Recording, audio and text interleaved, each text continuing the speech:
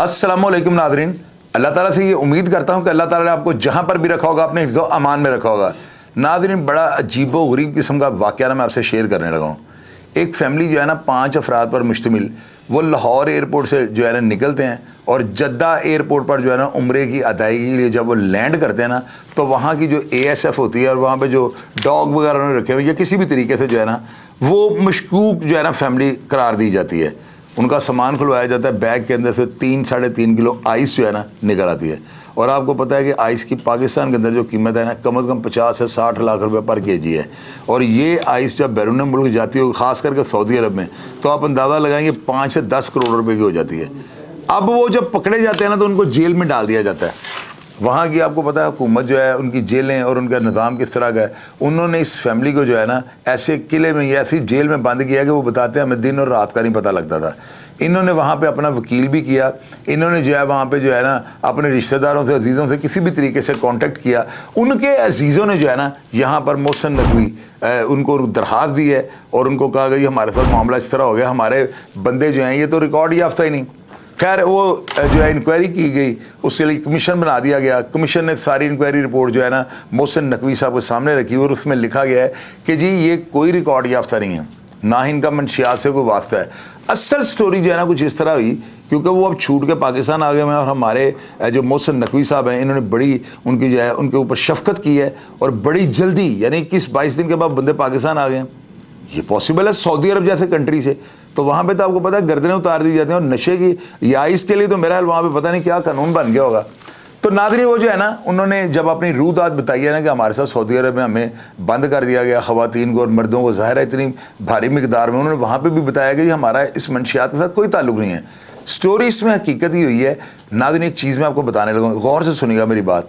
जो अफराद आपको मुफ्त उम्रा या हज की अदायगी के लिए कहते हैं ना, या अक्सर आप देखते हैं इश्तिहार आते हैं कि किसी ने मुफ्त उम्रा या हज की अदायगी करनी है तो फ़लाँ कंपनी से रब्ता कर रहे हैं, हम 100 बंदों को भेज रहे हैं।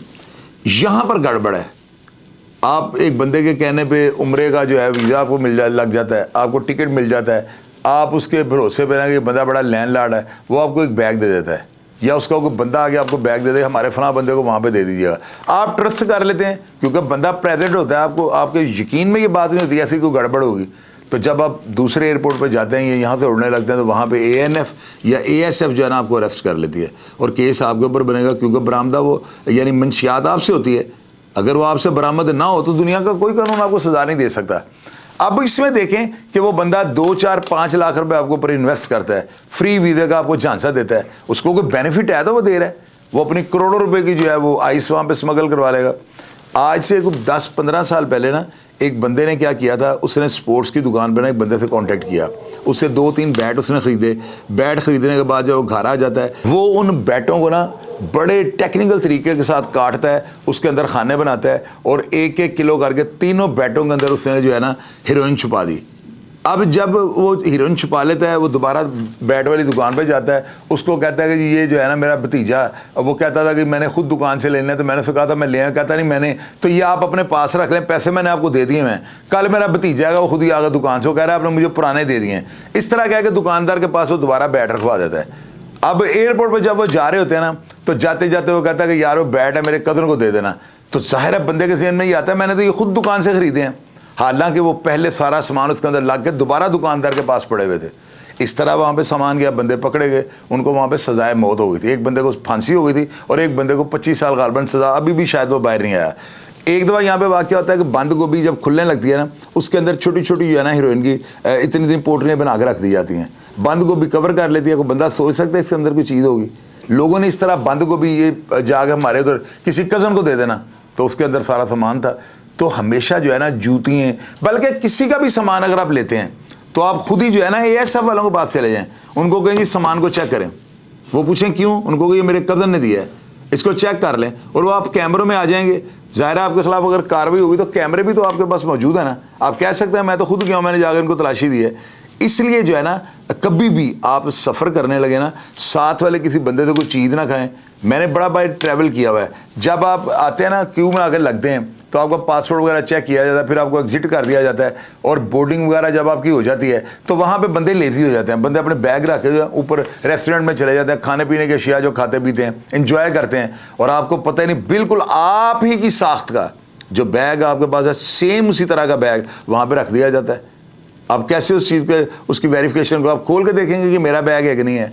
इस तरह जो है ना लोगों के साथ चांसेस होते हैं। मैं इस चीज़ को नहीं मानता हूँ।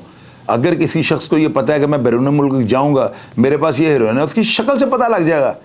ये हमेशा जो है ना स्मगलिंग ऐसे अफराद के साथ की जाती है जिन बेचारों को पता ही नहीं था उनके पास क्या है, ताकि वो जो है ना अपने फेस एक्सप्रेशन से, आपको पता है एयरपोर्ट के अंदर कैमरे लगे होते हैं, वो देख रहे होते हैं, वॉच कर रहे होते हैं, वहाँ पे बाकायदा मोनीटर किया जा रहा है। वो सारे लोगों को चेक कर रहा था, कौन बंदा क्यों बैठा है, ये चिप्स खा रहा है क्यों खा रहा है, इसे नशा किया हुआ है, ये जहाज से कुछ पी के निकला है, हर चीज़ को वो वॉच कर रहे होते हैं। मैं आमिर डार साहब दुबई गए हैं, हमारे बैग के अंदर से तस्वीरें निकल आई, उसमें कुछ गनमैन वगैरह लड़के कुछ पिस्तौलें वगैरह पकड़ के खड़े थे, तो वो दुबई एयरपोर्ट बड़ा रफड़ पड़ गया, वो तो तस्वीरें नहीं जाने दे रहे थे। तो आप कैसे मंशियात लेके जा सकते हैं? ये वही अफराद लेकर जाते हैं जिन बेचारों को पता ही नहीं होता कि इसके अंदर मंशियात है। तो लिहाजा मैं दुआ करता हूँ कि आप लोग इतने बाशऊर हो जाएं, आप लोगों को इतना जो है ना मेरे प्रोग्राम से इतनी अवेयरनेस आ जाए कि आप लोग कभी गलती ना करें। कभी ज़िंदगी के अंदर ट्रैवलिंग के दौरान, ख़ास करके जब आपने ट्रैवल एयरपोर्ट से करना हो, जहाज़ के ज़रिए करना हो, तो एतबार नहीं करना।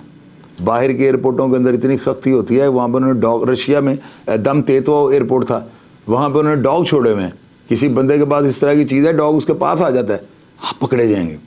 कभी ज़िंदगी में ऐसा रिस्क न लीजिएगा। और प्रदेश और ऊपर से जेल, अल्लाह ताला जो है ना हर शख्स को अपने हिफ्ज़-ओ-अमान में रखे। प्रोग्राम का फीडबैक लाजमी दीजिएगा, और अगर इस फैमिली के बारे में आपको बात जानते हो या कोई ऐसी चीज़ जो मैं आपको ना बता सका हूँ, तो आपकी जिम्मेदारी नीचे लिखे ताकि लोग उसे पढ़ सकें। और मैं मोहसिन नकवी साहब से ये रिक्वेस्ट करूँगा, इन बेचारों का 30-40 लाख रुपए जाना वहाँ पर वकला, और जाहिर है कि पैसे लग जाते हैं, वो भी जो है इनको हुकूमत जो है अपनी जेब से दे, क्योंकि इन बेचारों का कोई कसूर नहीं। और इस चीज़ को इंश्योर करें कि एयरपोर्ट के ऊपर जाने इस तरह के वाक़यात की रोकथाम की जा सके।